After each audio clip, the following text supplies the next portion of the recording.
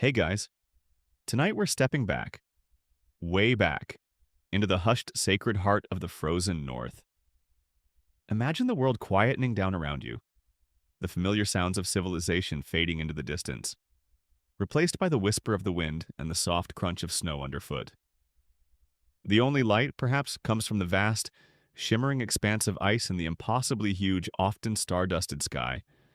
It's a place of stark, breathtaking beauty, a symbol of Earth's last great unknowns, its destiny waiting to be sketched onto a map.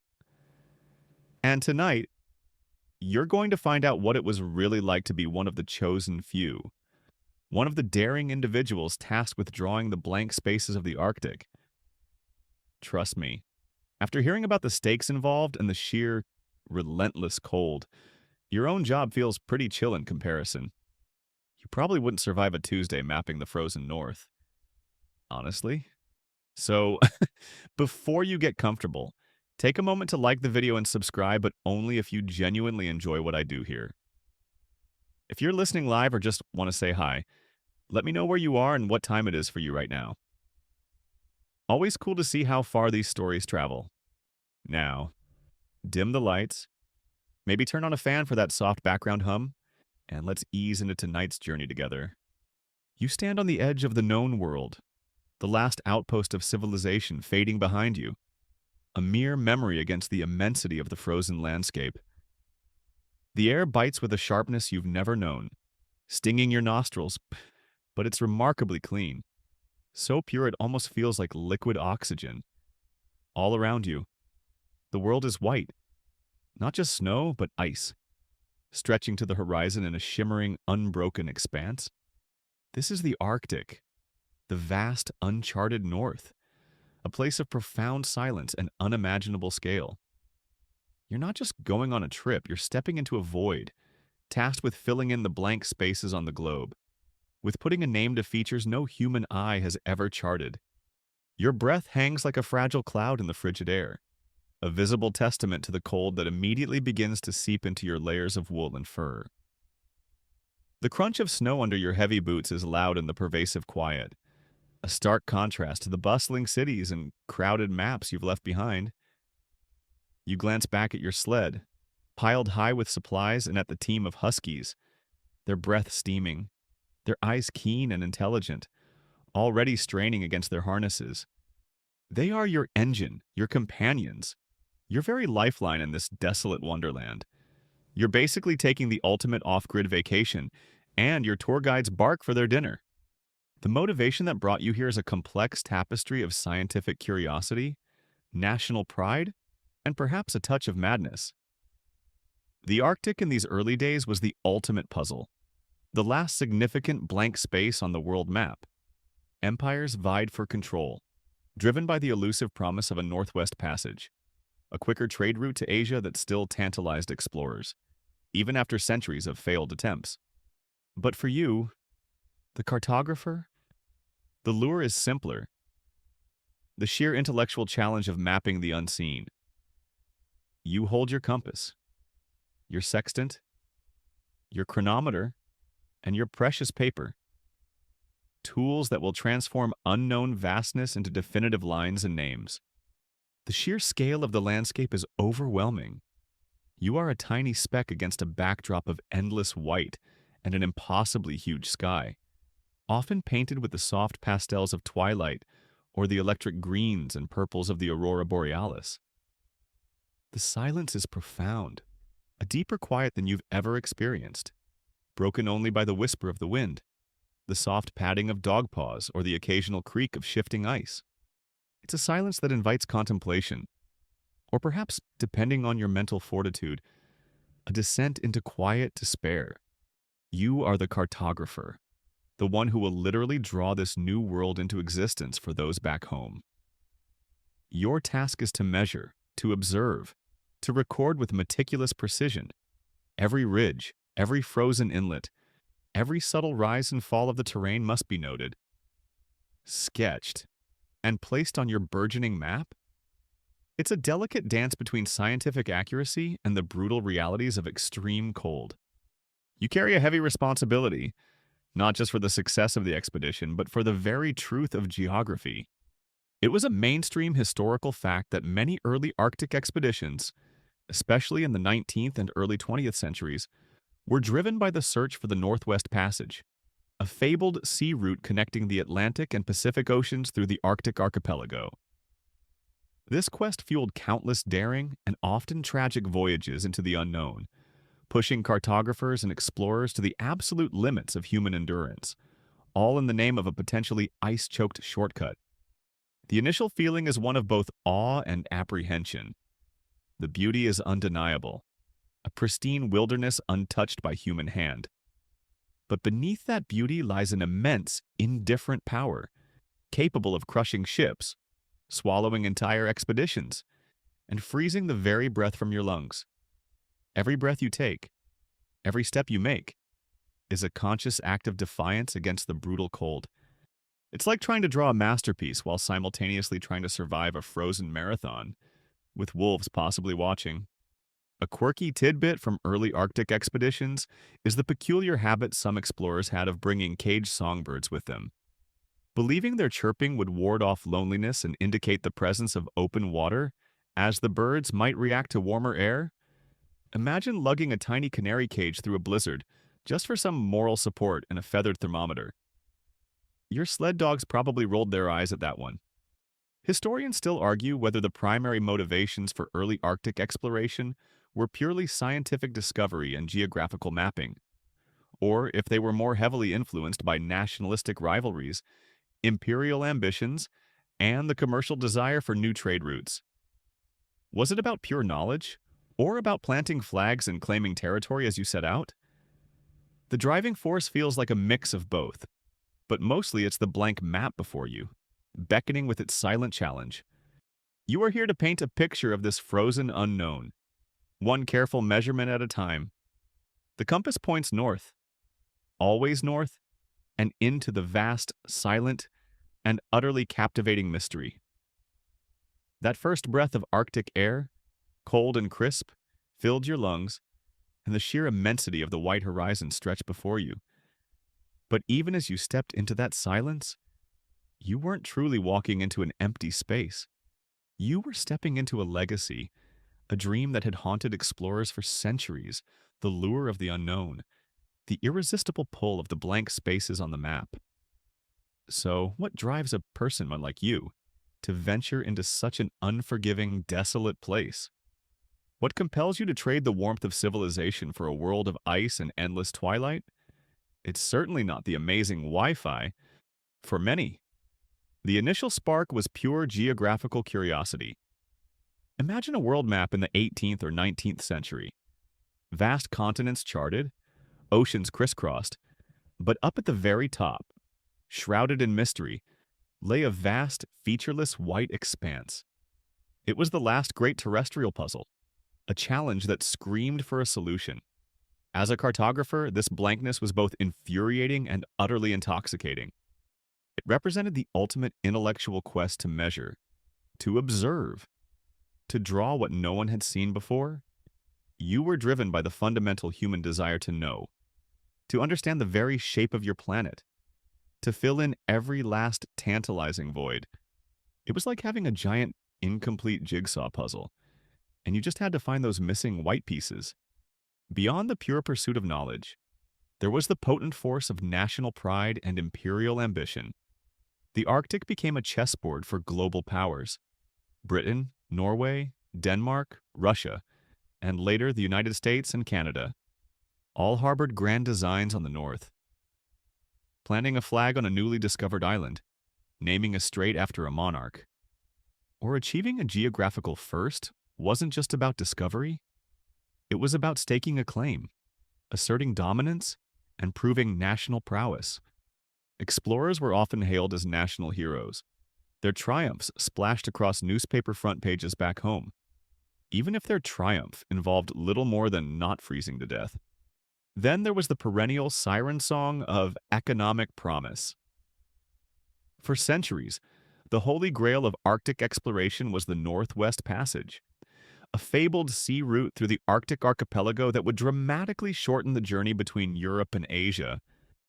Think of the potential for trade, for bypassing the long, perilous voyages around Africa or South America. While many expeditions proved it was largely impassable for commercial shipping for much of the year, the dream persisted, fueling further ventures into the ice. Beyond that, the Arctic held whispers of whaling grounds, fur riches, and even mineral wealth, all contributing to the economic calculus that made such dangerous journeys worth it. For you, perhaps it was also a deeply personal quest for glory or adventure.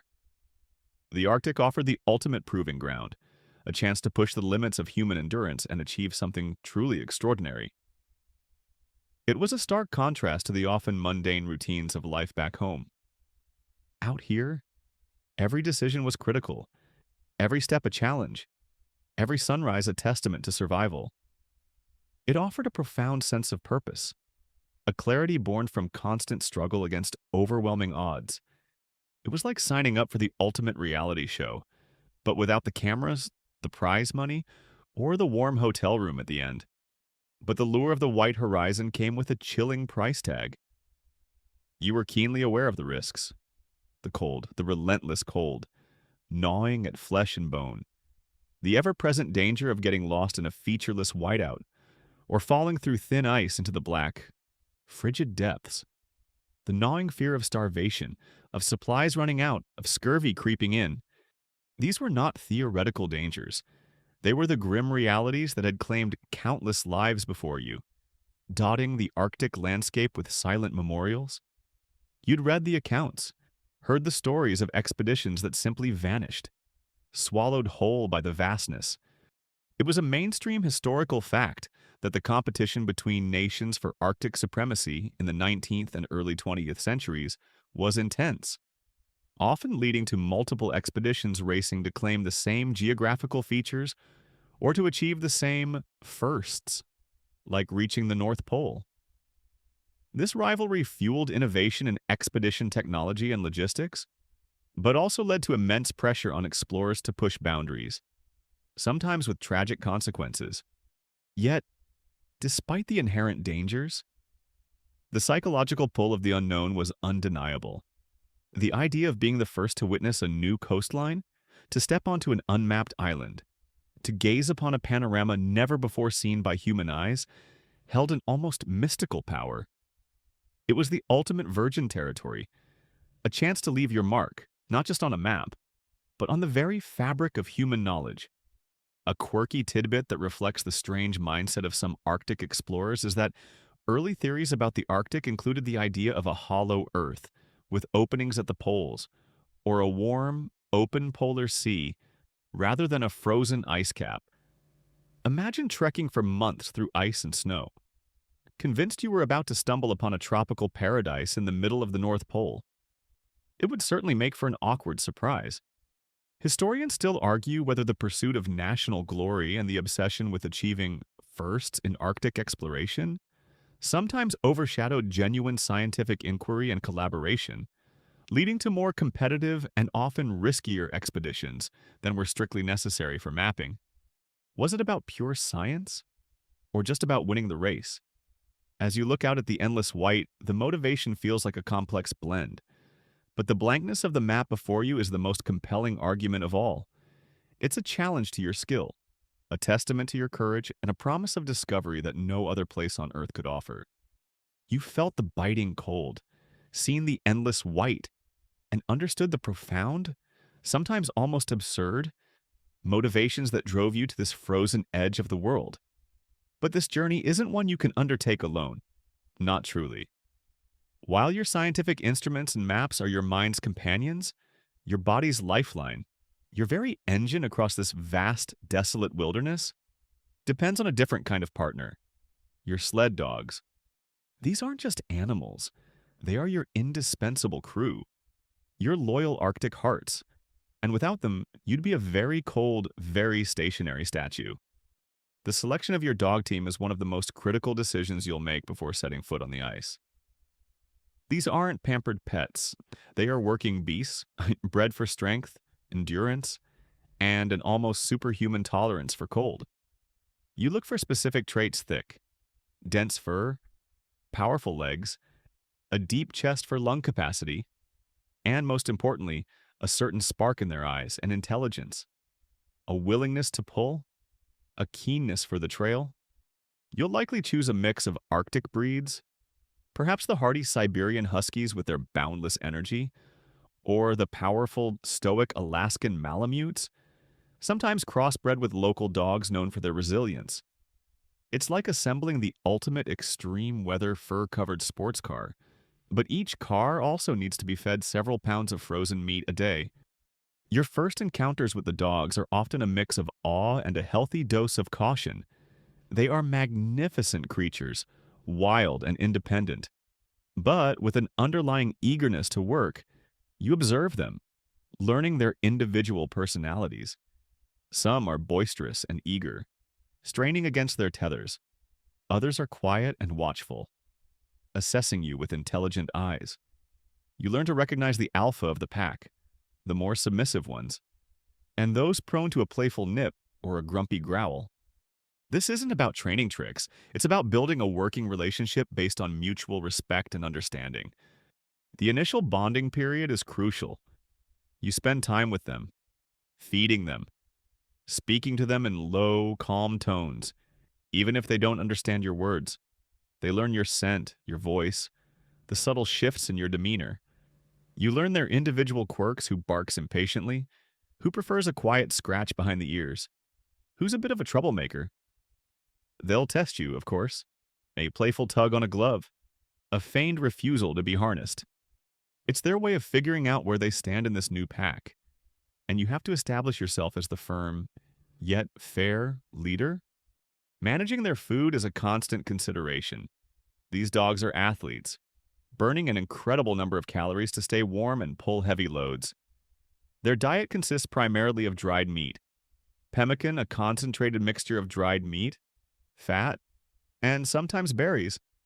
Sounds delicious, right? Or often large quantities of frozen fish or seal blubber, if available. Carrying enough food for both yourself and a dozen powerful, hungry dogs is a logistical nightmare. A constant battle against weight and dwindling supplies. It's like feeding a small army. But the army has very sharp teeth and sheds a lot. It was a mainstream historical fact that early Arctic expeditions heavily relied on the knowledge and expertise of indigenous peoples, particularly the Inuit, who had refined dog sledding techniques and developed specialized dog breeds over centuries for travel in extreme cold. Many explorers directly adopted their methods, relying on Inuit guides and their well-adapted dog teams to survive and navigate the harsh Arctic environment. You are, in essence, learning from the masters. The dog team functions as a single, powerful unit. The lead dog is paramount, a natural leader with intelligence, good hearing, and a keen sense of direction, who responds directly to your commands. Behind the leader come the swing dogs, who help turn the sled, followed by the team dogs, who provide the brute strength, and finally the wheel dogs, closest to the sled, who are powerful and steady. It's a beautifully choreographed dance of muscle and instinct, all orchestrated by your voice and the subtle shifts of your body weight on the sled. You begin to communicate without words, through whistles, hand gestures, and simply the tone of your voice. A sharp G to turn right, a clear haw for left, a low, encouraging murmur for a long climb, a stern hush to quiet bickering. They learn to interpret your intent, and you learn to read their body language, the flick of an ear, the tilt of a head, the subtle shifting of weight indicating fatigue or excitement. It's an unspoken language of trust, essential for survival in a place where a misunderstanding could be fatal.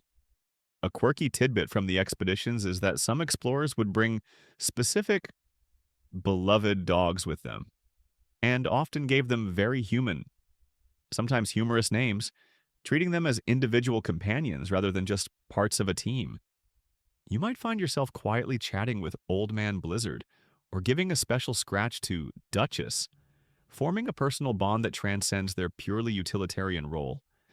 It's tough to keep up the stoic explorer facade when you're cooing at a fluffy, tail-wagging husky. Historians still argue whether early explorers fully understood the complex social dynamics and pack mentality of their sled dog teams, or if their approach was sometimes too rigid, failing to capitalize on the dog's innate intelligence and cooperative instincts. Did they treat them simply as beasts of burden, or as intelligent, crucial partners? As you spend more time with your team, you realize they are far more than just furry engines. They are intelligent, emotional beings, each with their own personality, fears, and joys. Their steady panting, the soft jingle of their harnesses, the rhythmic crunch of their paws on the snow, these sounds will become the soundtrack to your life in the Arctic, a constant, comforting presence in the vast, overwhelming silence. You are the brains, the navigator, the record keeper. They are the heart, the muscle, the relentless spirit of your expedition. Together, you are a single unit, ready to face the endless white, driven by the lure of the unknown and the silent promise of a map yet to be drawn. You've chosen your loyal Arctic hearts, those powerful furry engines that will pull you across the endless white. You've spent weeks, perhaps months, bonding with them, learning their quirks and earning their wary trust. Now comes the real test, transforming this collection of individual personalities into a cohesive, unstoppable force. It's time to learn the lead, to truly master the complex, often frustrating, yet ultimately deeply rewarding art of driving a sled dog team. It's a bit like learning to drive a very hairy, very enthusiastic, and incredibly strong tractor. But with 12 separate engines that all have opinions, your sled itself is a marvel of ingenious simplicity, often made of flexible wood, lashed together with rawhide to withstand the brutal cold and constant jarring. It's not just a means of transport, it's your mobile home, your supply depot, your emergency shelter. It's piled high with essential gear canvas tents, heavy sleeping furs, scientific instruments, cooking equipment, and, most crucially, food for both yourself and your hungry team.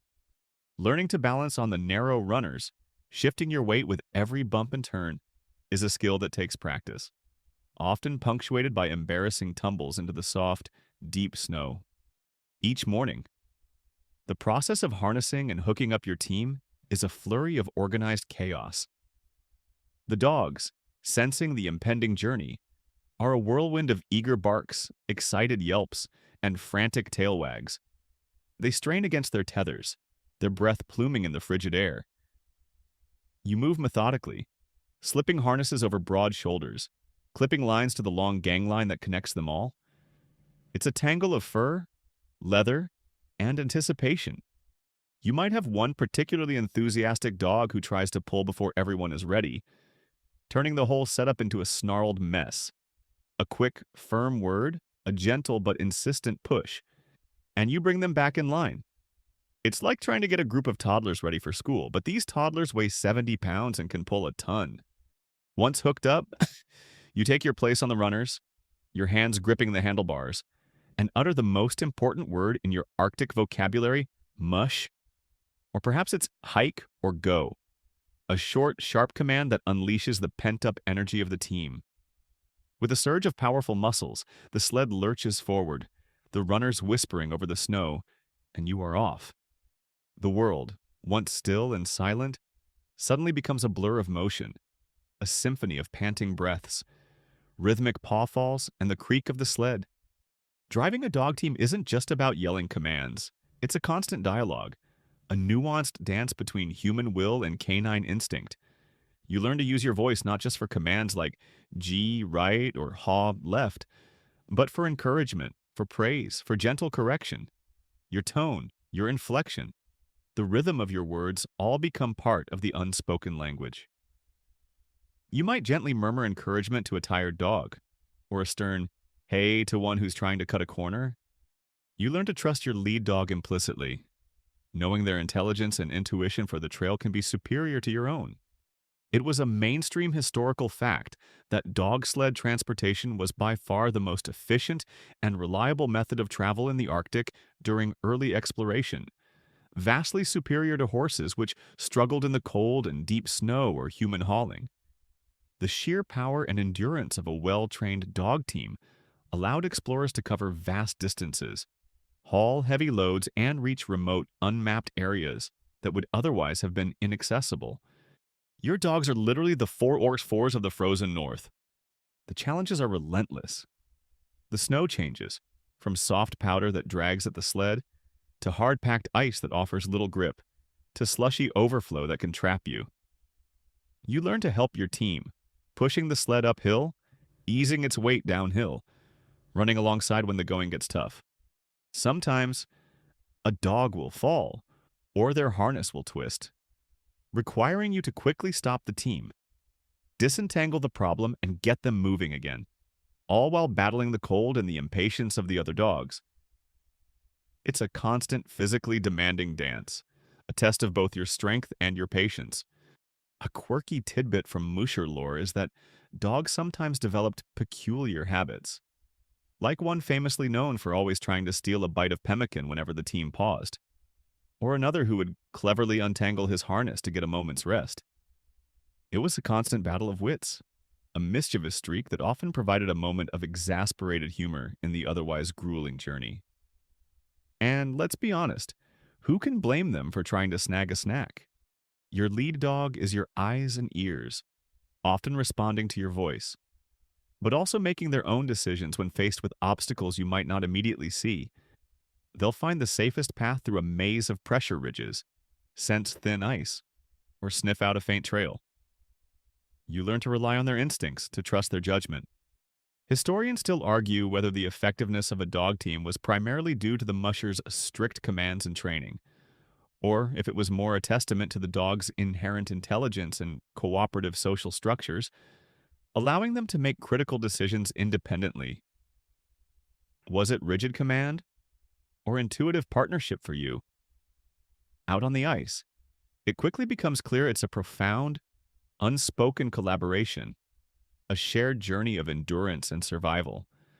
The cold bites at your exposed skin, numbing your fingers on the handlebars, but the constant exertion of driving and helping the team keeps your blood flowing. The rhythm of the journey becomes hypnotic, the soft patting of paws, the steady panting of the dogs, the whisper of the sled runners over the snow. You become acutely aware of the smallest sounds, the faintest shifts in the wind. You are no longer just a human pushing a sled.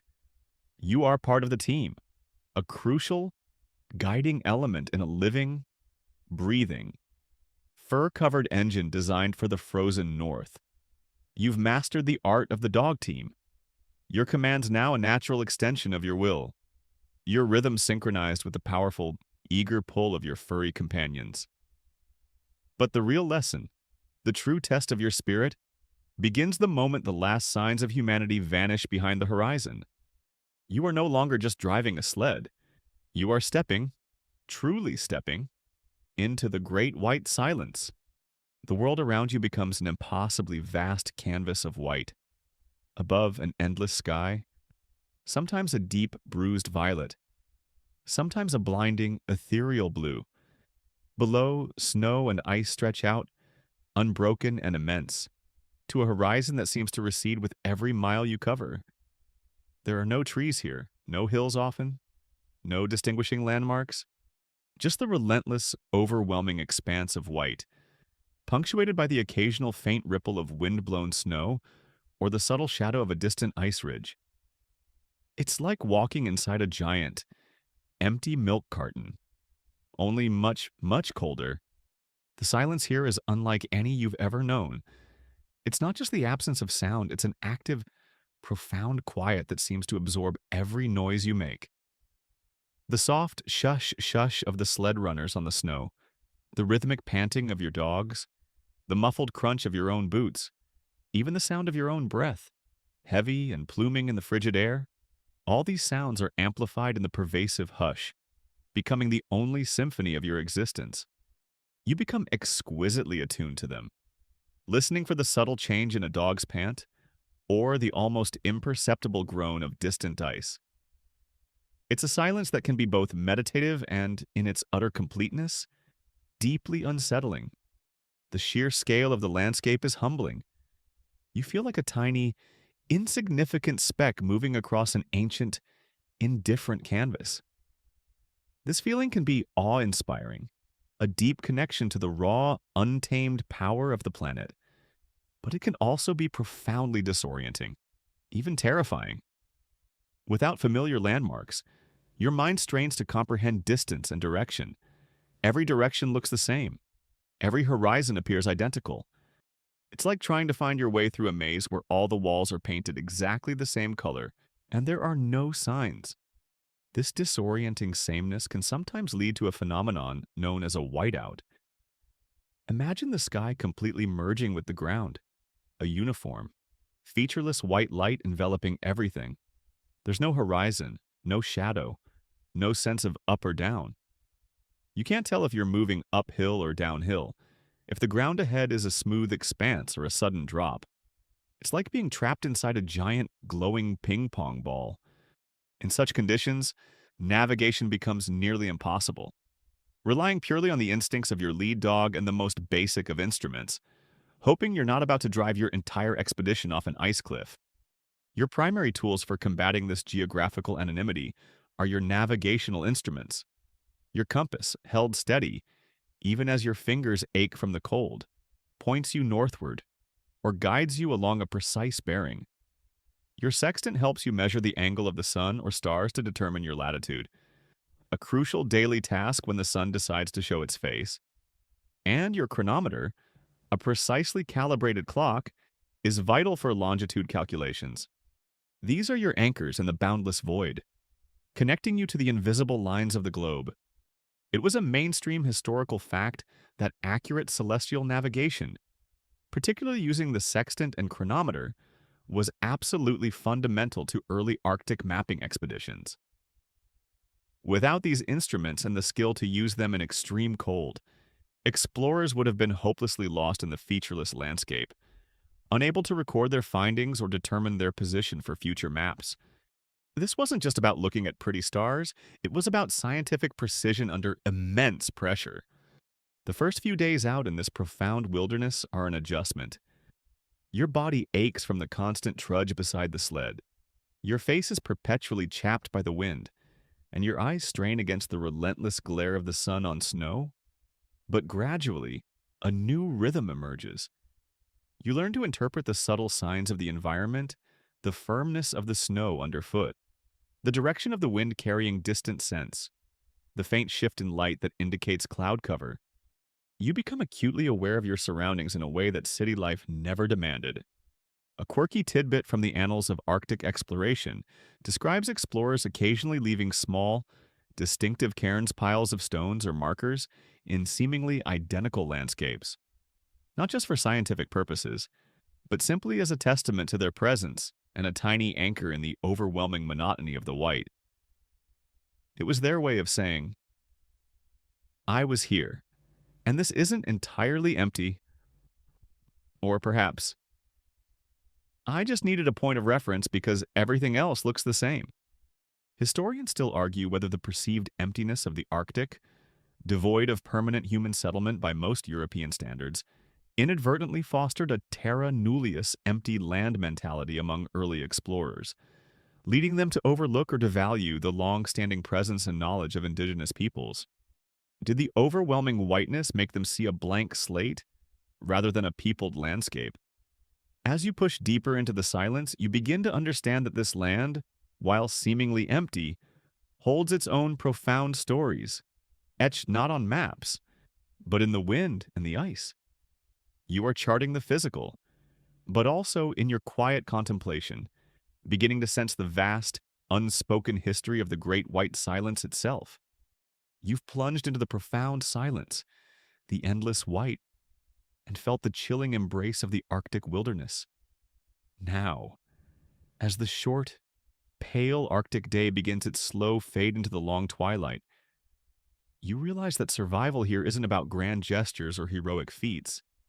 It's about rhythm, routine, and the painstaking management of every single detail. It's about settling into the daily rhythms of Arctic camp, a monotonous yet utterly vital dance with the extreme cold. You're basically performing extreme glamping, but without the glamping, or the glamour. As the sun dips low, painting the sky in fleeting shades of orange and purple, your focus shifts entirely to finding a suitable spot for camp. You need a relatively flat area, protected as much as possible from the relentless wind, with good snow for insulation. The dogs, sensing the end of the day's pull, will often try to find their own perfect curl-up spot in the snow. Ready for a well-deserved rest, you quickly unharness them, securing them to a picket line. They immediately curl into tight, furry balls, using their bushy tails to cover their noses, instinctively conserving every ounce of warmth. It's a remarkable feat of canine insulation, making you slightly jealous of their natural fur coats. Then comes the arduous task of setting up your tent. This isn't your average summer camping tent. It's a specialized, often double-layered canvas structure designed for extreme cold. The poles are rigid, the canvas thick and heavy, and every movement is a battle against the biting wind and clumsy. Cold fingers. You work quickly, efficiently, your breath pluming with every exertion. The objective is simple: create a tiny, insulated pocket of relative warmth against the infinite, indifferent cold. Once the tent is pitched, its canvas walls snapping taut in the wind, you drag in your sleeping furs and essential gear, turning the small space into your temporary sanctuary. Inside the tent, the world shrinks. The wind howls outside, often rattling the tent poles, but inside there's a muffled, comforting quiet. Your first priority is warmth and water. You light a small, portable stove, often powered by kerosene or blubber. The tiny flame a beacon of hope against the chill.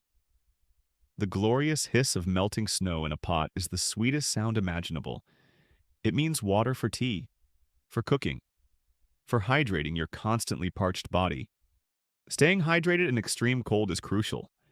Even if it means constantly melting snow, you're essentially boiling a very large, very slow kettle all day. Dinner is usually a simple, high-calorie affair, more pemmican, maybe some dried vegetables, or if you're incredibly lucky, a piece of frozen meat from a recent hunt. It's not about gourmet cooking, it's about fuel, pure and simple. Every calorie counts. Every gram of fat is a victory against the cold. You eat quickly, trying to absorb as much warmth as possible, feeling the food's energy spread through your tired limbs. The dogs outside, having devoured their own rations of frozen meat or fish, are usually already curled up, quiet and resting. Sleeping in the Arctic cold is a unique experience. You crawl into your heavy sleeping bag, often made of caribou or reindeer fur, pulling the drawstrings tight around your face, leaving only a small opening for your breath. The air inside your bag quickly warms, creating a tiny, personal microclimate. But the cold is always there, a persistent presence. You can feel it radiating up from the ground, even through layers of insulation. You adjust your position, trying to find the warmest spot, aware of every exposed patch of skin. You might sleep in layers of wool, your face slightly exposed, your breath frosting the fur around your hood. It's a sleep constantly tempered by the cold, a deep rest but never truly oblivious to your environment. It's a bit like sleeping in a freezer, but a very expensive and slightly claustrophobic one. Mornings are another brutal efficiency test. Waking up often means finding a layer of frost on the inside of your tent, a reminder of the cold that seeped in overnight. Your boots are stiff, your clothes cold and rigid. The process of packing up the tent, harnessing the dogs, and loading the sled is a race against time. Before the cold truly sets in and drains your energy, fingers numb, faces chapped, you push through the discomfort, driven by the knowledge that every minute wasted is a minute lost to the vast, indifferent landscape. It was a mainstream historical fact that early Arctic expeditions meticulously planned their daily routines. Knowing that strict adherence to schedules for eating, sleeping, and working was paramount for maintaining health, morale, and preventing fatal errors in extreme conditions. This rigid discipline was not just about efficiency, It was a fundamental pillar of survival, keeping the explorers sane and functional in the face of relentless adversity. A quirky tidbit often mentioned is how explorers developed ingenious and sometimes bizarre ways to keep their instruments from freezing, such as sleeping with sensitive chronometers or thermometers inside their sleeping bags to maintain accuracy. Imagine trying to get a good night's sleep with a cold, ticking piece of metal strapped at your chest, all for the sake of scientific precision. Talk about dedication.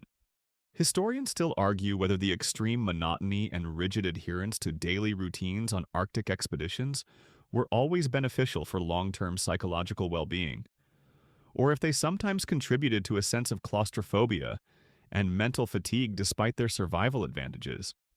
Did the routine provide comfort, or did it subtly wear down the human spirit for you?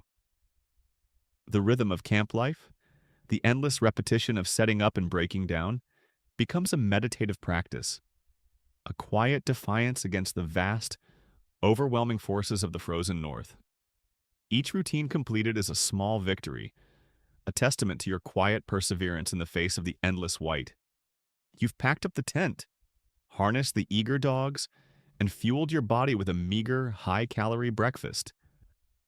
The routine of camp management is now a familiar rhythm, a quiet dance against the persistent cold. But as the pale Arctic light begins to filter across the immense landscape, your primary mission comes into sharp focus, drawing the unseen, charting ice. This isn't just about covering ground, it's about meticulously understanding it, measuring it, and giving it a definitive place on the map. You're essentially sketching the world's most featureless masterpiece, one tiny, frozen line at a time. Your tools are simple, yet vital, and feel incredibly delicate in your numb fingers. You have your sextant, that brass instrument for measuring angles to the sun or stars, your constant guide to latitude. Your chronometer, a highly accurate clock, ticks away the seconds, essential for longitude, and when your compass unwavering despite the magnetic weirdness of the poles. Points your way. Then there are your more hands-on tools, the surveying chain or tape, for measuring distances across the ice, and your plane table or large, waterproof notebooks, where your observations will finally take tangible form. And, of course, a handful of very special pencils, chosen for their ability to write in extreme cold without snapping. It's like being a cartographic surgeon, but your operating theater is a vast, frozen expanse, and your patient is the entire Arctic. The process of mapping is painstaking, a meticulous dance of observation and calculation. You lay out your instruments, often shivering even in your thickest furs, struggling to keep your gloved hands nimble enough for the delicate adjustments.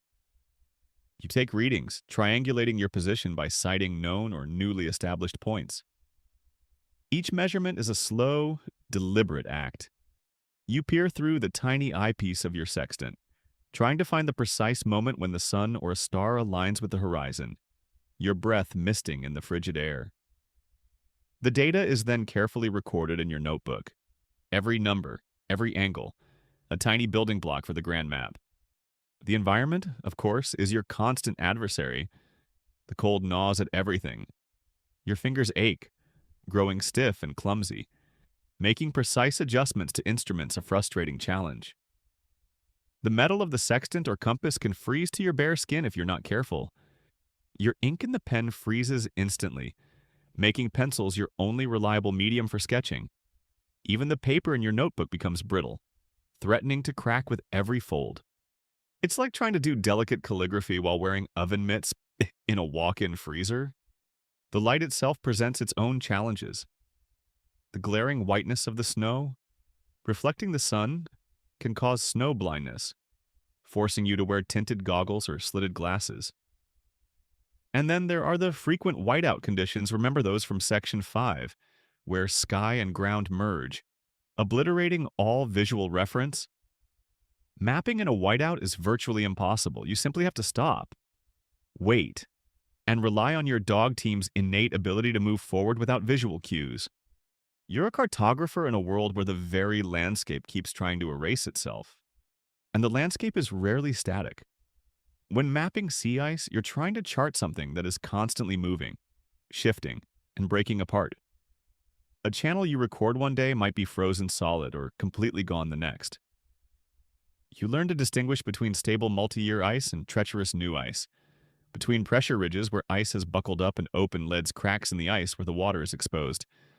Your map is a snapshot in time, a momentary truth in an ever-changing frozen world. As you work, you're not just drawing lines, you're observing everything. You note the subtle geological features of any landmass you encounter, the types of ice formations, the direction of wind patterns, the presence of any wildlife tracks. Every detail, however small, adds to the scientific understanding of this remote region.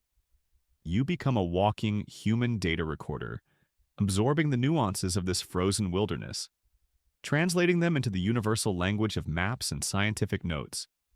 It was a mainstream historical fact that early Arctic cartographers developed sophisticated methods of triangulation, using a network of measured distances and angles from known points to determine the precise location of unknown features, essential for accurately mapping vast, featureless terrains without direct measurement of every point.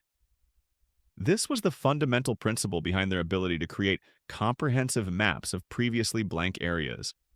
There's a strange, almost meditative satisfaction in seeing your careful measurements slowly fill the blank page. A line here, a curve there, a small symbol for a pressure ridge. What was once an abstract unknown begins to take on form and definition under your pencil. You are quite literally giving shape to the unseen, making the invisible visible for generations to come.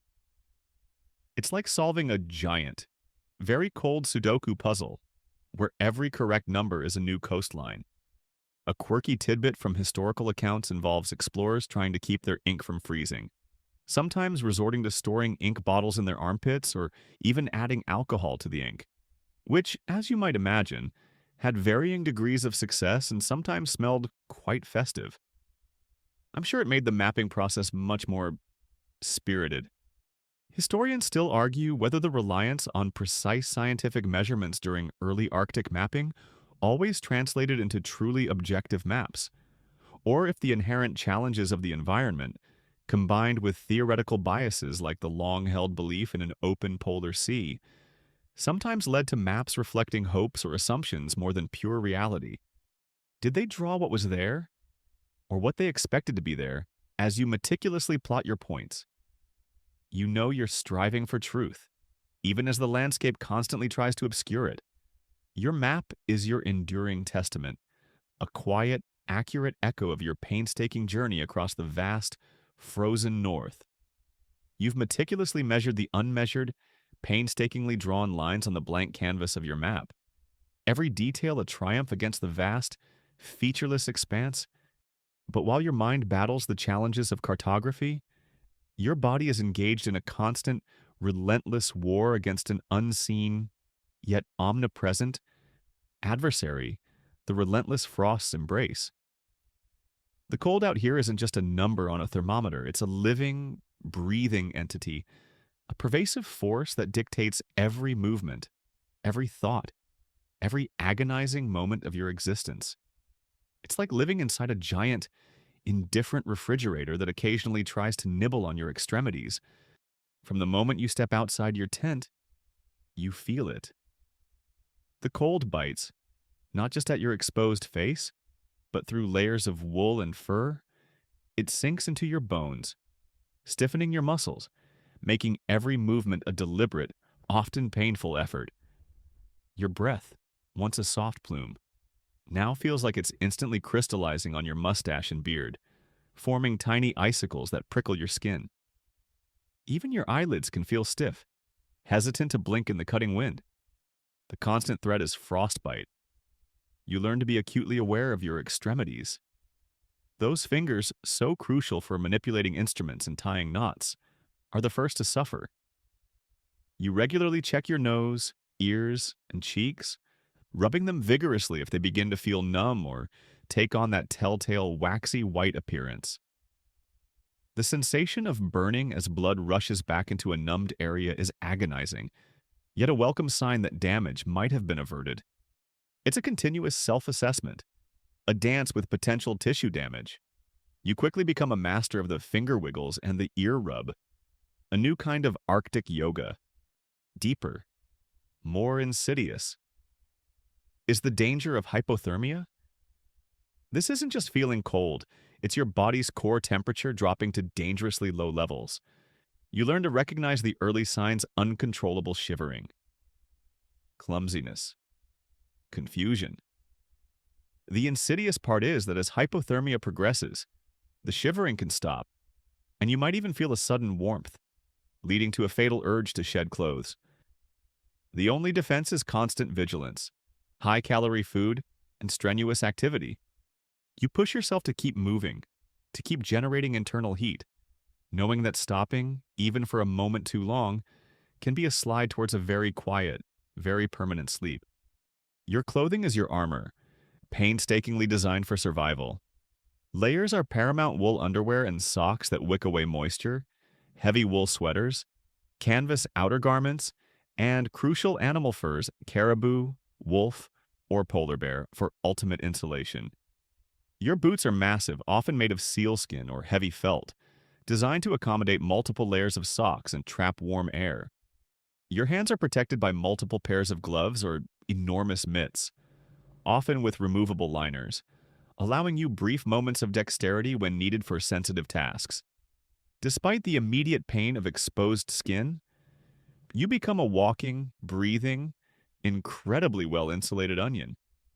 A very, very cold onion. The internal fight against the cold is exhausting. Your body is constantly working overtime, burning calories at an incredible rate just to maintain its core temperature. You feel a constant, low-level fatigue, even after a full night's sleep. The decision to eat, to move, to rest, every action is a tactical maneuver against the relentless cold, a strategic effort to generate and conserve precious heat. When you finally return to your small tent at the end of a long day of mapping, the relief is almost overwhelming. The tiny space, warmed slightly by your small blubber or kerosene stove, feels like a palace. You shed your outer layers, feeling the cold air hit your damp inner clothing, and huddle near the stove, melting snow for water, preparing your simple, high-fat meal. The crackle of the flame, the hiss of melting snow. These are the sounds of true sanctuary, a brief respite from the frigid, indifferent world outside. It's the ultimate warm bath moment. Only the bath is steam from melting snow, and you're still mostly wearing frozen clothes. It was a mainstream historical fact that cold-related injuries like severe frostbite and hypothermia were among the leading causes of death and debilitating injury on early Arctic expeditions, often compounded by inadequate nutrition and the physical exhaustion of constant travel. These weren't mere discomforts. They were pervasive threats that explorers battled daily, often leading to amputations or, tragically, the loss of entire crews. You might even resort to some peculiar methods to combat the cold. A quirky tidbit from accounts suggests some explorers would line their boots with dried grass or even newspapers for extra insulation when traditional materials were scarce, creating a rudimentary but surprisingly effective barrier against the biting cold. It was a testament to their ingenuity and desperation, making sure every scrap was utilized in the relentless fight for warmth. Who knew old news could keep your toes toasty? Historians still argue whether the extreme emphasis on physical endurance and the implicit glorification of enduring brutal cold in early Arctic exploration sometimes led to a culture where explorers downplayed or ignored the early signs of cold-related injuries, leading to worse outcomes. Did the heroic narrative inadvertently encourage dangerous stoicism for you? The experience is a constant, humbling reminder of your own fragility and the immense power of nature. You respect the cold. You battle it. But you never underestimate its insidious, relentless embrace, knowing that every minute of survival is a quiet victory against the vast, frozen indifference of the North. You've grown accustomed to the pervasive cold, the daily routines of camp, and the sheer mental fortitude required to map a world that constantly tries to freeze your ink. But as you push deeper into the vast, silent wilderness, you realize that the Arctic has yet another insidious challenge to throw your way: the terrain itself. That seemingly flat, pristine expanse of white you've been charting hides a labyrinth of hidden dangers, transforming your journey into a constant, slow-motion negotiation through treacherous ice mazes. It's like walking across a giant, frozen jigsaw puzzle that might suddenly decide to rearrange itself under your feet. One of the most terrifying features of this frozen landscape is the crevasse. These are deep, often narrow cracks in glaciers or ice sheets, sometimes hundreds of feet deep, hidden deceptively under a thin layer of snow. You might be trudging along, the dogs pulling steadily, when suddenly your lead dog hesitates, sniffing the air, ears twitching. This is your first warning. Their instincts are sharper than any human eye or probe. You stop, carefully unclip from the sled, and begin to probe the snow ahead with your long ice axe or a ski pole, feeling for the hollow emptiness beneath the surface. The sight of an exposed crevasse, its walls plunging into an eerie, luminous blue abyss, is enough to send a shiver down your spine. Colder than any Arctic breeze, it's like finding a secret trapdoor on your kitchen floor. Only it leads to a very, very deep and chilly basement. Then there are the pressure ridges. These are truly chaotic formations. Massive walls or jumbled piles of ice chunks formed when vast ice sheets collide and buckle, literally crumpling up against each other. Imagine titanic forces grinding together, creating mountains of broken ice, sometimes towering dozens of feet high. Traversing them with a sled team is an agonizingly slow and physically brutal process. You might have to use axes to chop a path through the jagged, frozen chaos, creating a narrow corridor for the sled. You'll often have to unharness the dogs, carry individual pieces of gear over the ridge, then lift the sled itself over the obstacles, all while your lungs burn and your muscles ache in the freezing air. It's like trying to move your entire house over a pile of broken glass, by hand, in a blizzard.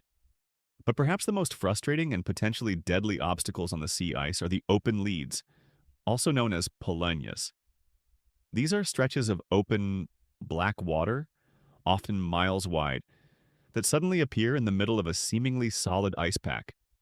They are caused by currents, winds, or geothermal heat, and they are utterly impassable for you and your sled. You might travel for days only to find your path abruptly blocked by a shimmering, dark ribbon of water.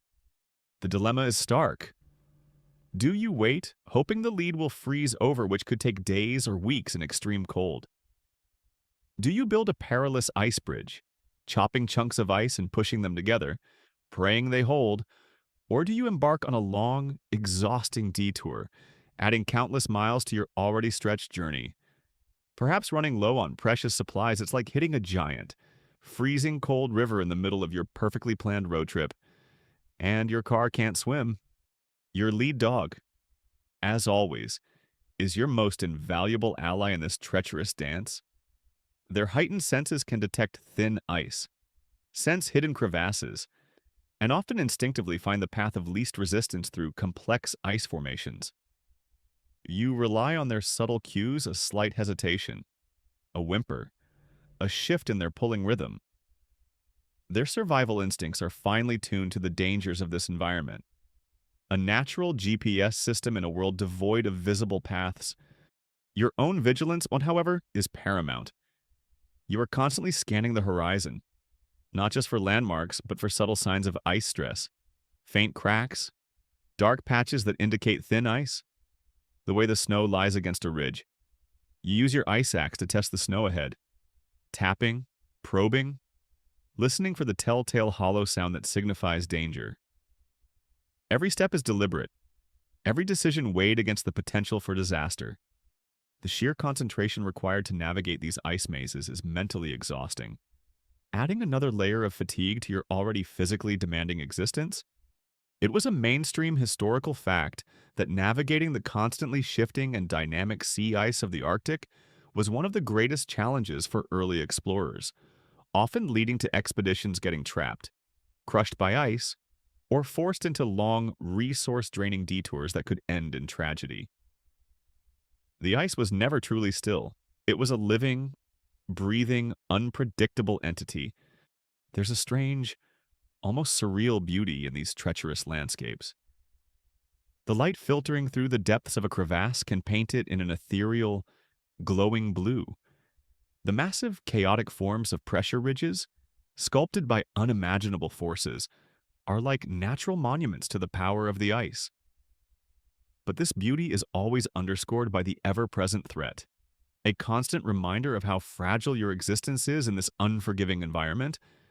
A quirky tidbit that demonstrates the challenges of mapping these features is how some explorers, when encountering seemingly identical pressure ridges or ice formations, would use idiosyncratic descriptions in their journals, like the one that looks like a giant frozen broccoli, or the one shaped like a grumpy walrus, just to try and distinguish them for the later reference.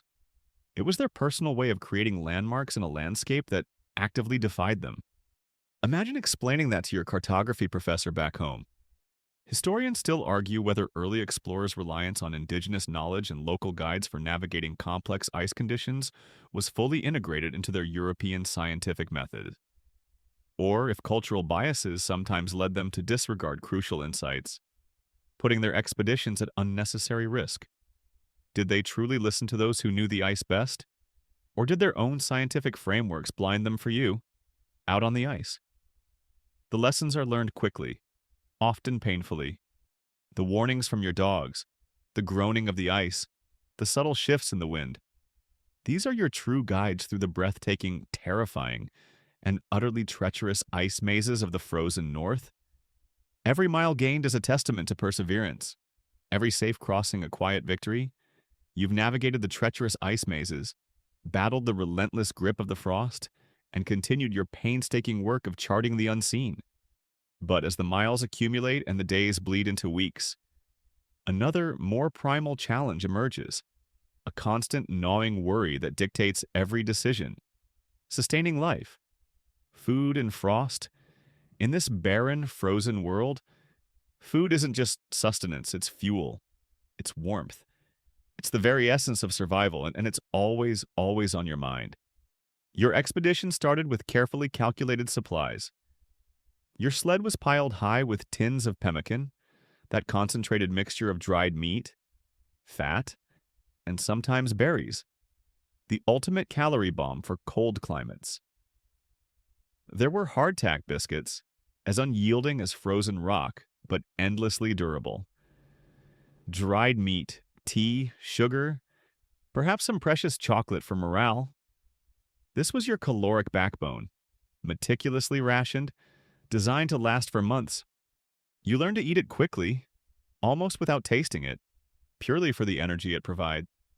It's like eating a very bland, very dense energy bar, but every single day for months. And sometimes you'd even dream of actual flavor. But despite meticulous planning, supplies inevitably dwindle. The weight of your sled lightens, and the packages in your cache shrink. The psychological impact of seeing your lifeline slowly disappear is profound. Every meal becomes a stark reminder of your finite resources. You learn to savor every crumb, to never waste a single calorie. This scarcity dictates your pace, your route, even your hopes.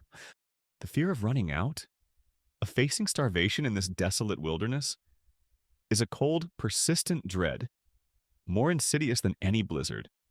This is where the hunt becomes not just a possibility, but a necessity. The barren landscape isn't entirely lifeless. It holds scattered pockets of essential wildlife.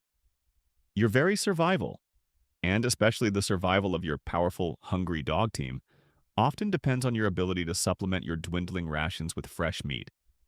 It's a fundamental shift from the gentleman explorer mentality to the brutal reality of Arctic survival. You are no longer just a cartographer, you are a hunter. Your targets vary depending on the region and the season. Seals are often a primary source, their fatty blubber providing crucial calories and warmth for both you and the dogs. You might spot them basking near breathing holes or along open leads, those stretches of water we discussed in Section 9, requiring immense patience and a steady aim with your rifle. Polar bears, while dangerous, are also a significant food source if you're lucky enough to encounter one and strong enough to take it down. Their meat is edible, and their thick hides provide invaluable warmth and insulation. Sometimes you might spot caribou herds on the tundra, or even a flock of ptarmigan Arctic birds that can be snared or shot for a small, welcome addition to your diet. And if there are open leads, why, you might try your hand at fishing, though that's often a cold and lengthy endeavor. The process of hunting in the Arctic is a difficult and dangerous one. The cold makes every movement ponderous, every shot critical. A missed shot could mean not just a missed meal, but a potentially enraged polar bear turning on you. The silence of the Arctic means sounds travel far. A gunshot echoes for miles. A stark intrusion on the vast quiet. There's little room for sentimentality. It's a brutal reality of the food chain, a matter of life and death. The dogs, their instincts honed by generations in the wild, are often quick to alert you to prey, their excitement a palpable surge of energy. It was a mainstream historical fact that virtually all successful long-term Arctic expeditions relied heavily on supplementing their preserved rations with fresh local game, not just for calories, but crucially to prevent scurvy, a debilitating and often fatal disease caused by vitamin C deficiency. Fresh meat, even in small quantities, provided vital nutrients not available in dried, processed foods, making hunting an essential survival strategy rather than a mere luxury. After a successful hunt, the scene is a flurry of efficient, cold work. Butchering is done quickly to prevent the meat from freezing solid, or sometimes it's left to freeze and then chopped with an axe later. The dogs receive their portion first, usually the organ meat and blubber, their excited barks and ravenous chewing a testament to their constant hunger. For you, the taste of fresh, cooked meat, however simply prepared, is a luxury beyond measure, a moment of pure, unadulterated satisfaction in a world of blandness. It's the ultimate gourmet meal, even if it's just boiled seal meat. A quirky tidbit from many expedition accounts was the surprising taste of polar bear liver, notoriously toxic due to its extremely high vitamin A content, often causing severe illness or even death in humans if consumed in large quantities. Explorers quickly learned to avoid it, often making sure their dogs got the first and only taste. So, if you ever find yourself hunting polar bears, maybe skip the liver pate. Historians still argue whether the perceived romanticism of living off the land in the Arctic by early explorers fully accounted for the immense skill, constant danger, and often brutal realities of hunting in extreme conditions, or if it sometimes masked the underlying logistical struggles. Was it a romantic ideal, or simply a desperate necessity for you? The truth is clear. It's a constant battle for calories, a necessary embrace of the primal hunt to keep moving, to keep charting, to keep your silent journey alive in the endless frozen world. Every animal taken is a grim necessity. Every meal a small victory against the vast, indifferent frost. You've battled the relentless cold, navigated the treacherous ice mazes, and embraced the primal necessity of the hunt to keep moving, to keep charting. Through it all, a constant presence, a steady rhythm, has been the panting of your sled dogs.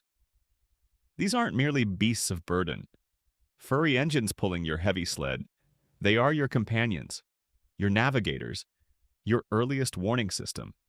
And in the profound, overwhelming silence of the Arctic, they become your most cherished, most unbreakable bonds.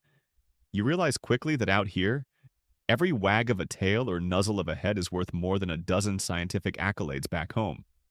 From the moment you selected them, you began a relationship based on mutual reliance.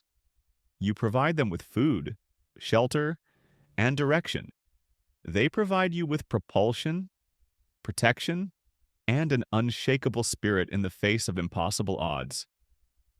Their welfare is paramount, often taking precedence even over your own. A sick or injured dog threatens the entire expedition, so you meticulously check their paws for cracks or sores, inspect their harnesses for chafing, and monitor their appetites closely. You learn to recognize every subtle shift in their demeanor, every slight limp, every hesitant breath. It's a constant, vigilant tending, a nonstop, fur-covered health assessment. The trust that develops between you and your lead dog, and indeed the entire team, is profound and unspoken. You communicate not just through shouted commands, but through the tension in the lines, the subtle shifts of your body weight on the sled runners, even the quiet murmur of your voice. And they communicate back a heightened whine signaling thin ice ahead, a callback to Section 9, a surge of excited energy when they sense prey, a quiet nuzzle indicating affection or reassurance. It's a silent, intuitive language, born of shared hardship and an absolute dependence on one another for survival. You're basically running a very efficient, very hairy, very cold nonverbal communication workshop. In the vast, overwhelming emptiness, the presence of your dogs is a comfort beyond words. Their warmth, their rhythmic panting, the simple act of their continued movement provides a grounding presence in a disorienting landscape. You might find yourself talking to them, quietly narrating your day, sharing your anxieties, or simply offering words of encouragement. Even if you know they don't understand the complexities of your human language, they listen with attentive ears, their bright eyes reflecting your own hopes and fears. They become your silent confidants, your furry therapists, absorbing your loneliness without judgment. It was a mainstream historical fact that successful polar explorers, particularly those who adopted indigenous methods, understood that the welfare and high morale of their sled dogs were absolutely critical to the success of an expedition. Prioritizing adequate food, proper rest, and meticulous care for the dogs often determined whether an expedition thrived or failed, leading to a shift from viewing them merely as beasts of burden to recognizing them as crucial living partners. You don't get to the pole with unhappy huskies. Their instincts are often superior to your own in navigating the subtle dangers of the Arctic. They can smell hidden crevasses under a blanket of snow, feel the slight vibration of unstable ice, or sense the shift in conditions that might presage a whiteout. In those terrifying moments of disorientation, when the world turns to a uniform white blur and your own senses fail, you learn to trust your lead dog implicitly, following their unwavering sense of direction. They are your anchors in the maelstrom, their steady pull a reassuring constant in a world gone visually chaotic. The bond can extend beyond the practical. You might have a favorite dog, one whose eagerness or quiet determination particularly resonates with you. You might give them extra rations, a special scratch behind the ears, or find yourself sleeping closer to them in camp, drawing on their radiating warmth. These are not just animals, they are individuals, each with their own personality, their own challenges, and their own unique contribution to the team. It's like having a dozen best friends, all of whom communicate primarily through excited woofs and enthusiastic tail wags. A quirky tidbit from many expedition journals is the accounts of explorers sleeping with a favorite or sick puppy inside their sleeping bags to provide warmth and comfort, a testament to the deep emotional bonds that formed. Imagine sacrificing your precious warmth for a tiny, shivering ball of fur. That's true Arctic love right there. Or perhaps just a very practical way to keep your future engine from freezing. Historians still argue whether the profound emotional bonds that developed between explorers and their sled dogs were primarily a psychological coping mechanism for the intense human isolation of the Arctic, or if they represented a genuine, almost familial form of interspecies affection and partnership. Was it a survival strategy or a true emotional connection for you? The distinction blurs. They are your team, your lifeline, your family on the ice. Their quiet panting, the soft jingle of their harnesses, the comforting presence of their fur. These sounds and sensations are the true soundtrack to your journey, a constant reminder that even in the vast, silent, frozen north, you are never truly alone. You've grown accustomed to the profound silence of the Arctic, that vast, overwhelming quiet that filters into your very soul. You've learned to listen to the subtle murmurs of the ice and the rhythmic panting of your dogs. But even in this seemingly empty wilderness, you are not truly alone. Sometimes, out of the immense white, life emerges, unexpected and often breathtaking, leading to ghostly encounters with the other inhabitants of the Arctic life. It's like wandering into a very exclusive, very cold, and sometimes very toothy neighborhood, where the residents didn't send you an invitation. Perhaps the most awe-inspiring and terrifying encounter is with the polar bear. You might spot a distant white shape, seemingly melting into the snow, its powerful form moving with an effortless grace across the ice. Your dogs will often know before you do, their barks changing from eager excitement to a low, guttural growl of alarm. This is your cue to reach for your rifle, not out of aggression, but out of necessity. The polar bear is the undisputed king of this domain, a magnificent hunter, and you are a trespasser in its territory. You observe it with a mixture of reverence and extreme caution, knowing that its immense power and keen senses make it a formidable, unpredictable adversary. It's like running into a supermodel who could also effortlessly dismantle a small car. Other wildlife sightings are often more peaceful. You might glimpse a herd of caribou on a distant tundra, their dark shapes stark against the snow, moving with a fluid grace that belies their size, or perhaps a small group of musk oxen, shaggy and ancient-looking, huddled together for warmth, their prehistoric forms a testament to endurance. These animals are crucial parts of the Arctic ecosystem, and sometimes, if supplies are low, potential sustenance a callback to Section 10. But mostly, you observe them. Their quiet presence a reminder that life, however sparse, thrives even here. Near open leads or cracks in the sea ice, you might spot seals, sleek and dark against the white, occasionally popping their heads above the frigid water. Or, if you're particularly lucky, the enormous whiskered forms of walruses, their long tusks gleaming, their powerful bodies resting on ice floes. These are fleeting glimpses into a hidden world, reminders of the rich life beneath the ice, largely unseen by human eyes. You realize that your mapping of the surface is only one layer of this vast, complex world. Then there are the encounters that truly shatter the illusion of emptiness the indigenous peoples. The Inuit. They are the true masters of this land, having survived and thrived here for millennia. Their appearance is often as sudden and quiet as the wildlife. You might spot their igloos or temporary shelters, blending seamlessly with the landscape, or see their dog teams moving with an effortless grace that makes your own efforts feel clumsy. It's like arriving in a new country and realizing the locals have been quietly living there for thousands of years, completely off your radar. These encounters are rare, but profoundly significant. They might approach your camp with a quiet curiosity, their faces weathered but kind, their eyes holding a deep wisdom born of living in harmony with this harsh land. You, the outsider, are suddenly in the presence of true Arctic experts.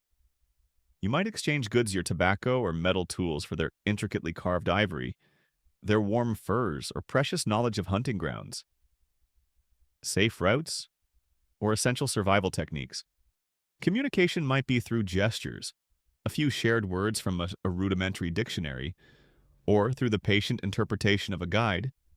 If you're fortunate enough to have one, it's a conversation across cultures, held in the quiet vastness of the frozen world. It was a mainstream historical fact that the success and even survival of many early Arctic expeditions depended critically on the knowledge, assistance, and hospitality of indigenous peoples, particularly the Inuit, who provided invaluable guidance on travel, hunting, clothing, and understanding the local environment. Explorers learned from them, traded with them, and often relied on their deep ancestral understanding of the Arctic to navigate its perils. Their presence completely changes your perception of the great white silence. You realize this land is not empty. It is merely differently populated. It is teeming with life, both animal and human, exquisitely adapted to its unique challenges. You are merely a temporary guest, a visitor with a compass and a map, whereas they are deeply rooted, part of the very fabric of the Arctic.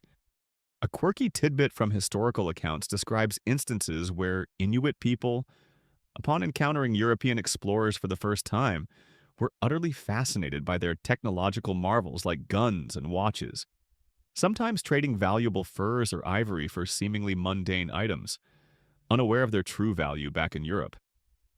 It was a truly unique cultural exchange, a meeting of vastly different worlds where what was commonplace to one was extraordinary to the other.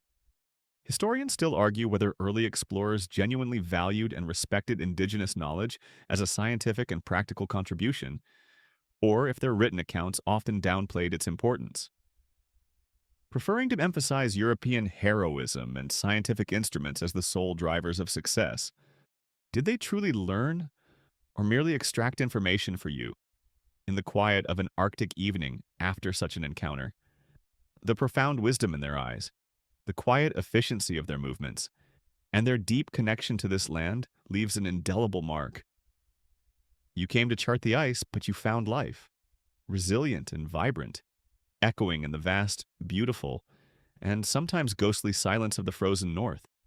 You've witnessed the majestic yet dangerous life of the Arctic, those fleeting encounters with polar bears and the profound wisdom of the Inuit. But as the endless white stretches before you, day after monotonous day, the greatest challenge often isn't the physical cold or the treacherous ice. It's the battle within your own mind, the mental whiteout, as the vast, unending silence begins to exact its subtle, insidious toll. It's like being in the world's quietest, most expansive sensory deprivation tank, and your brain is politely reminding you that it prefers noise. The sheer scale of the Arctic, once awe-inspiring, can become profoundly oppressive. Every horizon looks the same. Every day brings the same pale light, the same crunch of snow, the same rhythmic panting of your dogs. The lack of varied stimuli, of color, of unexpected sound that slowly begins to wear down your perception. Your mind, accustomed to a rich tapestry of sensory input, starts to crave novelty. Even mundane things like the smell of fresh bread or the distant clang of a blacksmith's hammer.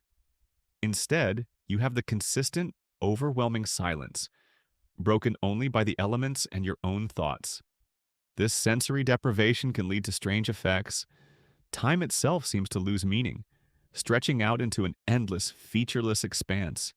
Days bleed into weeks, marked only by the meticulous entries in your journal and the growing length of your beard. You might find yourself forgetting what day of the week it is, or even what month, relying entirely on your chronometer for any semblance of order. It's a bit like living in a time warp, where the only thing that changes is the amount of frost on your eyebrows. The loneliness, a constant companion since you left civilization, deepens. Even with your loyal sled dogs, whose presence is a profound comfort, a callback to Section 11, there's an aching human need for conversation, for shared laughter, for the nuanced expression of another human face. You find yourself talking to yourself more often, narrating your actions, rehearsing conversations, or simply murmuring thoughts aloud just to hear a human voice. Sometimes you might even have imaginary debates with famous historical figures or your old professors. Don't worry, it's totally normal. Probably, this prolonged isolation and sensory deprivation can also lead to what explorers grimly called expedition madness or Arctic hysteria. It's not necessarily overt madness, but a subtle fraying at the edges of your sanity. You might experience mild hallucinations, seeing distant figures on the horizon that vanish upon closer inspection, or hearing faint sounds that aren't truly there. Paranoia can creep in, making you question your own judgment or the intentions of others, even your own dogs. It's like your brain is slowly trying to entertain itself, but its entertainment choices are questionable. To combat this insidious mental toll, your strict daily routines become more than just survival necessities, a callback to Section 6. They are anchors for your sanity. The meticulous ritual of setting up camp, preparing food, checking instruments, and caring for the dogs provides structure and purpose. Journaling becomes a crucial outlet, a way to record not just your geographical findings, but your thoughts, your feelings, your very grip on reality. Each entry is a small act of defiance against the blurring edges of your world.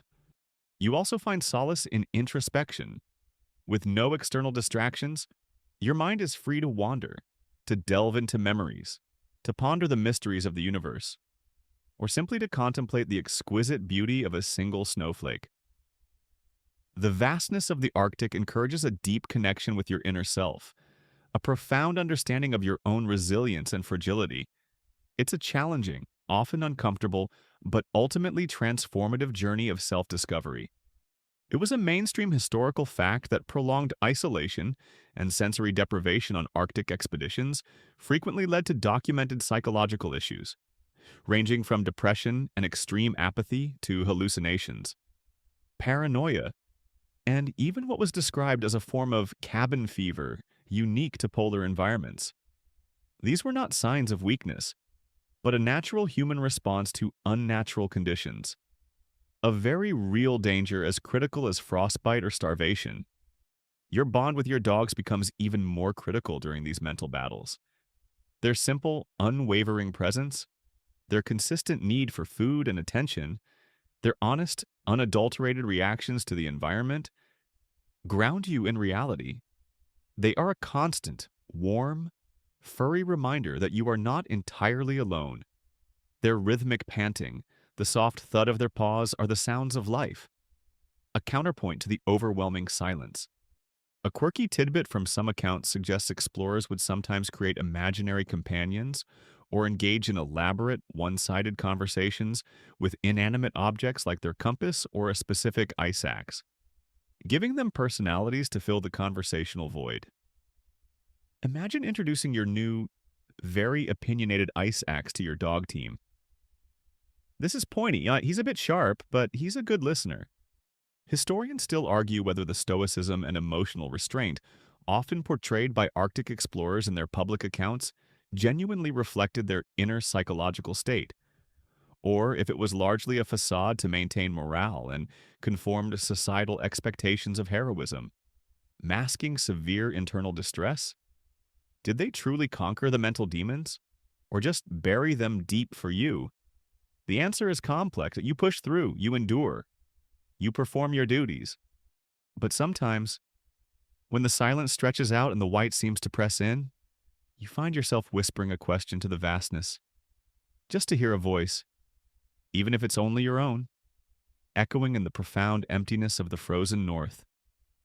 You've pushed through the mental whiteout, battled the psychological weight of the endless silence, and continued charting the Arctic's elusive features. Your maps are now filled with lines, names, and meticulous details, a testament to months of brutal effort. The blank spaces are shrinking, or perhaps, for now, they are finally filled. But the journey isn't truly over until you are out of the frozen wastes. Now begins the long, arduous trek homeward bound, a weary return from the very edge of the world. It's like finishing the hardest exam of your life, but then realizing you have to walk back across the country to hand it in. The decision to turn back is often a pragmatic one. Perhaps your supplies have dwindled to their absolute minimums, the pemmican almost gone, the kerosene lamp flickering low, or perhaps you've finally reached the furthest point of your assigned mapping area, every inch meticulously recorded. The psychological shift is profound. The driving force of discovery, of pushing into the unknown, is replaced by the singular, desperate yearning for warmth, for comfort, for the familiar smells and sounds of civilization. The compass still points, but now it points towards home.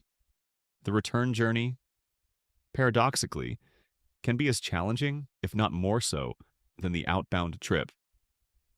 You are physically and mentally exhausted. Months of relentless cold, meager rations, and constant vigilance having taken their toll.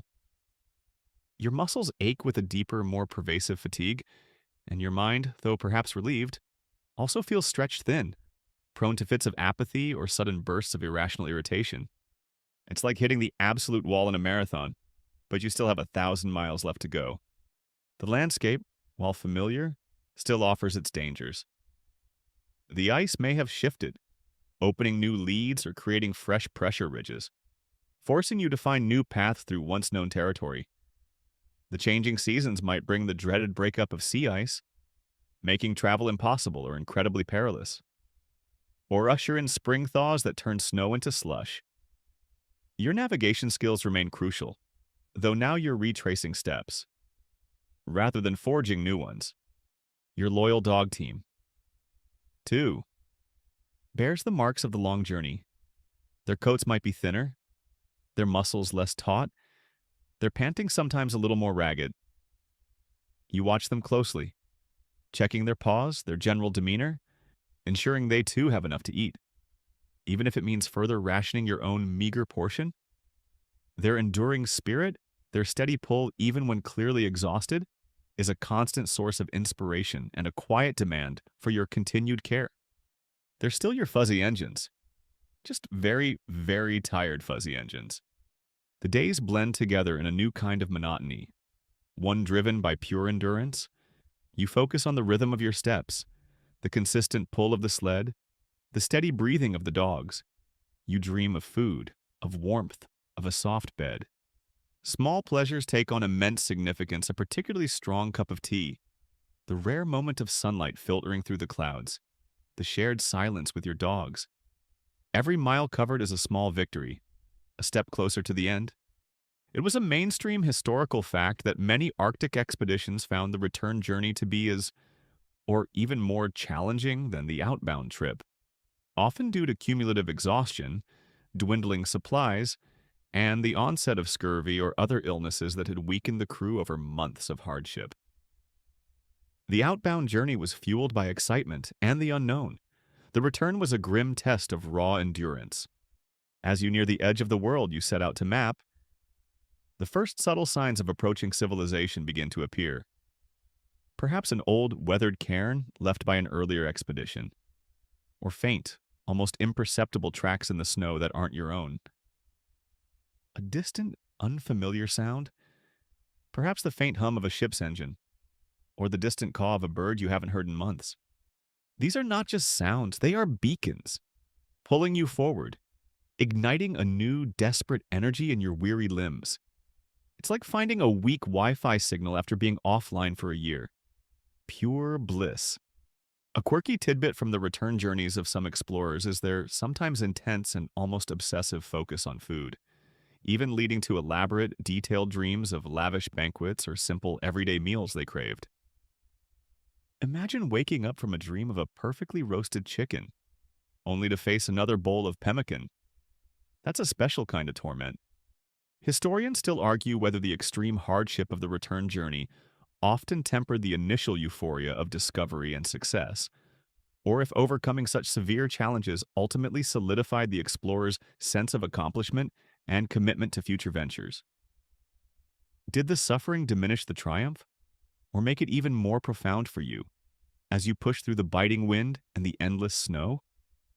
The overriding emotion is a quiet, profound exhaustion, mixed with a growing, tender hope. You are coming home, bringing with you a piece of the world that was once unseen, now carefully, painstakingly, etched onto your map. Your long, silent journey is almost complete. You've made it. The long, weary journey back from the frozen wastes is complete. The last signs of civilization embraced you. Perhaps a welcoming ship or a remote trading post, a beacon of human warmth after months of relentless cold and silence. You are thin, perhaps scarred by frostbite, and deeply, utterly exhausted. But you carry something invaluable: your carefully protected notebooks, your meticulously drawn sketches, and your final, compiled maps. These are not just lines on paper, they are new knowledge, literally shaping the world, forming the map's enduring legacy left by you and countless other unsung heroes of the frozen north. You were not a king, ordering armies. You were not a general, commanding battles. You were an explorer cartographer, a quiet, methodical individual who faced down immense challenges to put pencil to paper in the most unforgiving environment on Earth. Your heroism wasn't in conquest, but in painstaking accuracy, in enduring unimaginable discomfort to transform a blank space into a defined reality. You are the quiet architect of understanding, charting the previously unseen so that others may follow, or simply may know. It's like being the quiet, behind the scenes genius who invented Google Maps, but with way more frostbite and zero street views. Your maps, once just aspirations, are now tangible records. They define coastlines that were once speculated, mark islands that existed only in rumor, and delineate straits that were either impassable or undiscovered. This fundamental geographical knowledge was absolutely critical. It enabled future expeditions to proceed with greater safety and efficiency. Guided by your accurate charts, it supported scientific research, providing the data for studies in geology, oceanography, and meteorology in regions previously inaccessible. And yes, it also served strategic and commercial interests, aiding in navigation for whaling, sealing, and eventually the elusive search for Arctic resources. The knowledge you brought back wasn't just about lines on paper, it was about understanding. You observed the unique ice formations, the patterns of animal migration, the subtle changes in the Arctic light. These observations, meticulously recorded in your journals alongside your survey data, contributed to a broader scientific comprehension of the polar regions, enriching humanity's understanding of its own planet. You were, in essence, a human sensor, quietly absorbing and transmitting the complexities of a remote ecosystem. And what about your loyal companions? The sled dogs. Their contribution is inseparable from your own. They were the muscle, the endurance, the keen instinct that often saved your life. Their unwavering loyalty and tireless work enabled every mile gained, every measurement taken. Their legacy is etched into the very maps you drew, for without their powerful pull, your journey would have ended long before you reached the blank spaces. They are the true unsung, furry heroes of Arctic exploration, deserving of every extra ration of pemmican they received. It was a mainstream historical fact that the painstaking and often perilous mapping efforts of early Arctic expeditions, despite their immense human and financial cost, provided fundamental geographical and scientific knowledge that became indispensable for later scientific understanding, navigation, and even strategic planning in the polar regions. You were laying the groundwork for everything that followed, quietly and persistently. The Arctic certainly changed you. The profound solitude instilled a deeper self-reliance and an appreciation for the smallest comforts. The constant vigilance against the cold and the dangers sharpened your senses and your resolve. You learned patience, discipline, and a quiet strength that comes from surviving against overwhelming odds. The vast, indifferent beauty of the ice left an indelible mark, a permanent sense of awe and humility. You might find that now. Back in civilization, the hustle and bustle feels strangely loud, almost jarring after months of that profound Arctic silence. A quirky tidbit that speaks to the unique bond forged in the Arctic is that many explorers, upon returning, would often name new geographical features they discovered after their favorite sled dogs, immortalizing their furry companions on the very maps they helped create. Imagine looking at a map and seeing Fido Glacier or Duchess Island. It's a small, heartwarming tribute to the silent, tireless workers of the North. Historians still argue whether the immense human and financial cost of early Arctic exploration, particularly those mapping expeditions, was truly justified by the knowledge gained, or if the pursuit of national glory and first often overshadowed a more pragmatic assessment of risks and rewards. Was the price paid worth the lines on the map? For you, the answer is complex. You lived it. You saw the dangers, felt the cold, tasted the triumph of a completed map. You know the cost, but you also know the profound satisfaction of having charted the unseen, of having given a name to a wilderness, leaving behind a silent, enduring testament to your quiet heroism in the vast, beautiful, and forever changed frozen north. And so, as the crisp, cold air of the Arctic wilderness softens into the comfortable warmth of your own bed, and the distant echoes of barking dogs fade into the gentle hum of your fan, your long journey through the frozen north comes to a peaceful close. You've braved the relentless frost, navigated the treacherous ice mazes, and shared the profound, unspoken partnership with your loyal sled dogs, mapping the last great unknowns of our world. Let your mind drift now. As the images of endless white and shimmering ice recede, the stories of courage and quiet perseverance have done their work, guiding you through history. Feel the soft comfort beneath you, the warmth around you, as your body lets go of every trace of cold, every lingering thought. Just like the weary cartographer returning from a long, arduous expedition, you have completed your journey. You are safe. You are warm. And nothing more is asked of you now. Just rest. Let the silence of the night embrace you and slip into the deepest, most peaceful sleep.